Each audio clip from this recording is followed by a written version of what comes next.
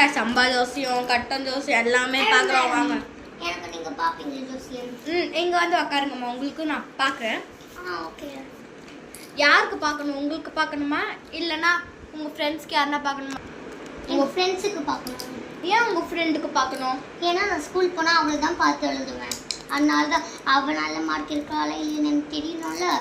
ஓகேம்மா பார்க்கலாம் இருங்க. ஆனால் உங்களுக்கு வேறு வேலையே இல்லைம்மா. இந்த மாதிரி தான் எல்லாம் வரீங்க வந்து என் ஃப்ரெண்டுக்கு பார்க்கணும் என் ஃப்ரெண்டுக்கு பார்க்கணும்னு சொன்னால் நான் என்ன பண்ணுவேன்? இதுக்கு எக்ஸாமில் ஒழுங்காக படிக்கிறத விட்டுட்டு நாங்கள் தான் உங்களுக்கு ஜோசியம் பார்க்க கிடைச்சோமா?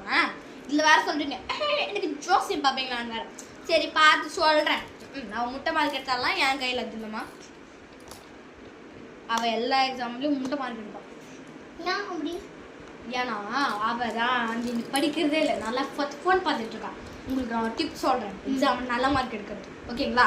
நீங்கள் என்ன பண்ணுறீங்க, ஒரு நாட்டு வேறுன்னு ஒன்று இருக்கும். அது மதுரையில் இருக்குது. அது போகிறதுக்கு 8 மணி நேரம் தான் ஆகும். நீங்கள் போயிட்டு அங்கே இருக்கிற நாட்டு வேறு எடுத்துன்னு வந்துடுங்க. எடுத்துகிட்டு வந்து இங்கே மலை ஒரு மவுண்ட் எவரெஸ்ட்னு ஒன்று இருக்குது. அது நார்த்தில் ஈஸ்டில் எங்கேயோ இருக்குது. அங்கே நீங்கள் ட்ரெயினில் போய் வச்சுருங்க. வச்சுட்டு மறுநாள் அங்கேயே தங்கிடுங்க. அது ஒரு 5 நாள் கழிச்சு அங்கே போய் பாருங்கள். அங்கே அது வந்து கோல்டு கலரில் இருக்கும். அது அப்படி இருந்துச்சுன்னா நீங்கள் ஃபுல் மார்க் எடுப்பீங்க.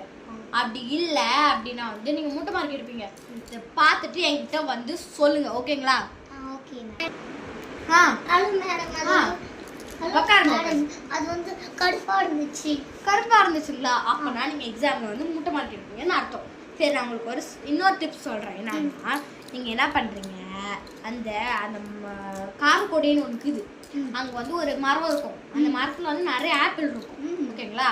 அந்த ஆப்பிள் மரத்தில் வந்து ஒரு இலையை எடுத்துன்னு வந்து இங்கே மாட்டு சாணி போட்டு வச்சுருக்கோம். ஓகேங்களா? அந்த சாணியில் வந்து நடுங்க. அதை எடுத்துட்டு மறுநாள் காலையில் ஓம் நம சிவாயன்னு கும்பிடுங்க. உங்கள் வீட்டுக்கு மாடு வரும். மாடு வந்து அதுக்கு என்ன பழம் தாங்க. அடுத்து அது சாணி போடும். அது மேலே வந்து ஒரு இலையை வச்சுருங்க. அது அந்த இலையை எடுத்து லைட்டாக ஸ்மெல் பண்ணிச்சு லைட்டாக இங்கே அப்ளை பண்ணிட்டு ஓம் நம சிவாயன்னு சொல்லிட்டு போய் எக்ஸாம் எழுதுங்க.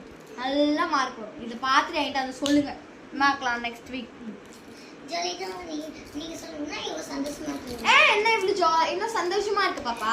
நான் வந்து எக்ஸாம்ல நல்ல மார்க் எடுத்துட்டேன். ஓ ஆமா, நான் சொன்ன மாதிரி செஞ்சீங்களா? ஆனா என்னதான் நம்ம நாட்டு கல்ச்சர் தான். நீங்க என்னதான் அந்த சாணியெல்லாம் வச்சேன்னு சொன்னாலும் அது கடவுள். ஓகேங்களா? சரி நீங்க போயிட்டு வாங்க. அடுத்த வாரம் பார்க்கலாம். பாய். இந்த மாதிரி ஜோசியம் பார்த்துக்கிறத சொன்னீங்கன்னா தயவு செஞ்சு ட்ரை பண்ணி பாருங்க. நல்லாவே ஃபன்னா இருக்கும். So bye.